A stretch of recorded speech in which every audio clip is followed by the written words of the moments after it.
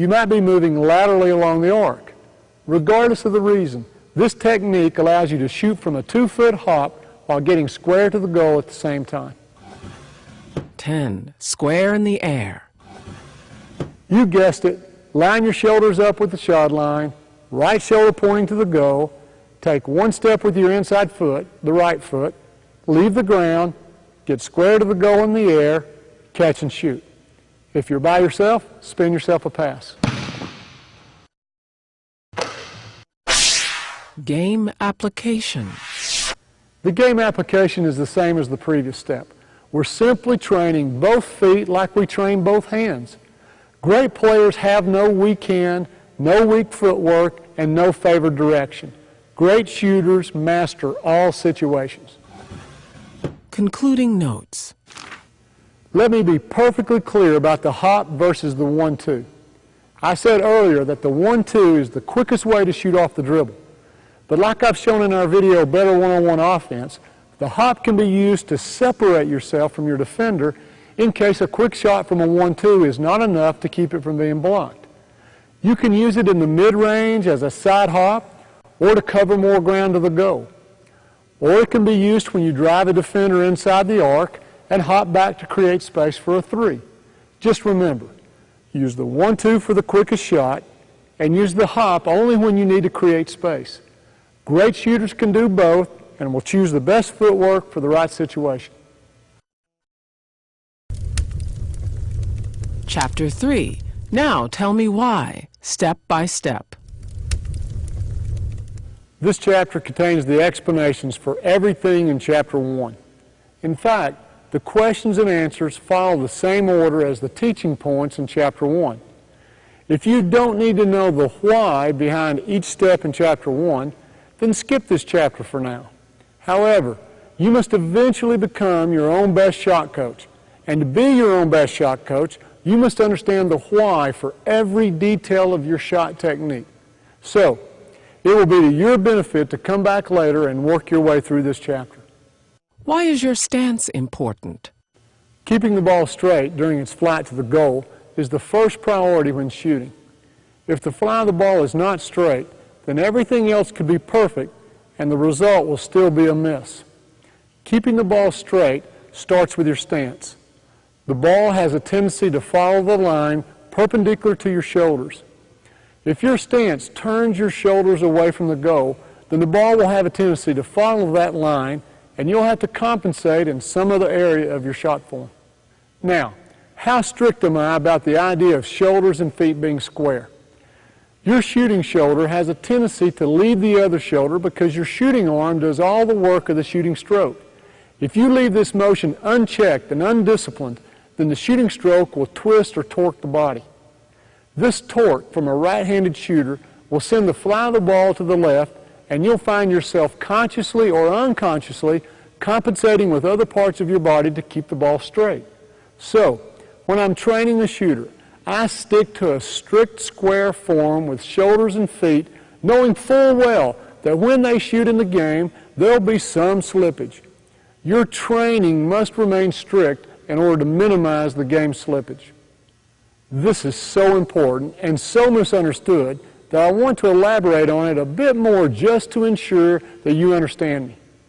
Game shots are rarely as perfect as training shots. That's what I meant by game slippage. I always train a shooter as close to perfectly square as possible, knowing that in a game he or she will not hit their stance perfectly. Perhaps their right foot lands an inch or two in front of their left, and their right shoulder leads the left by an inch or two.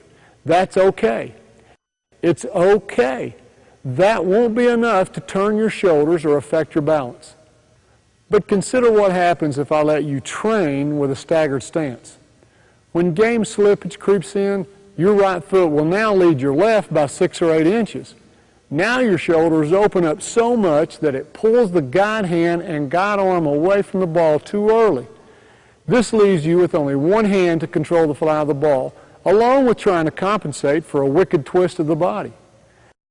And that's why I want you to train with a square stance. Shoot for perfection, knowing all along that you won't get it, that your shooting shoulder and shooting foot will lead just a little and that's okay. Why should your knees and hips be bent?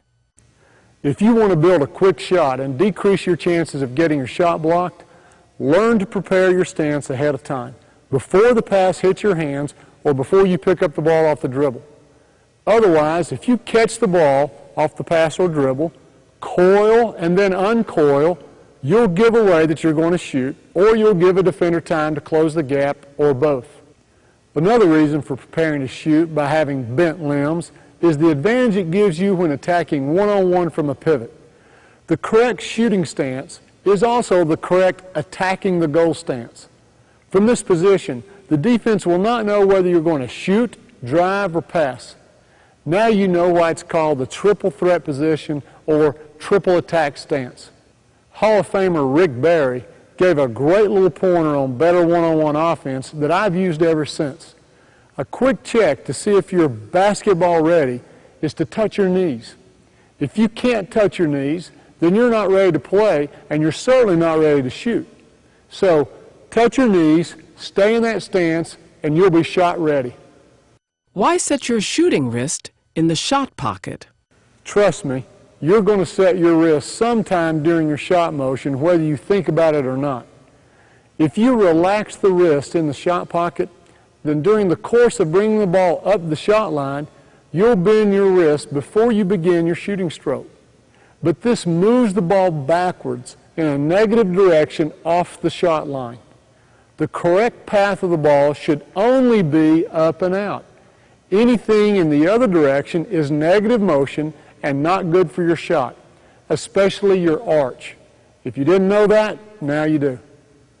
On a side note, if you're catching a pass or trying to signal that you're open and are ready to receive a pass, you should be showing your shooting hand as a target, a signal to your passer with the additional benefit of telling them exactly where you want the ball.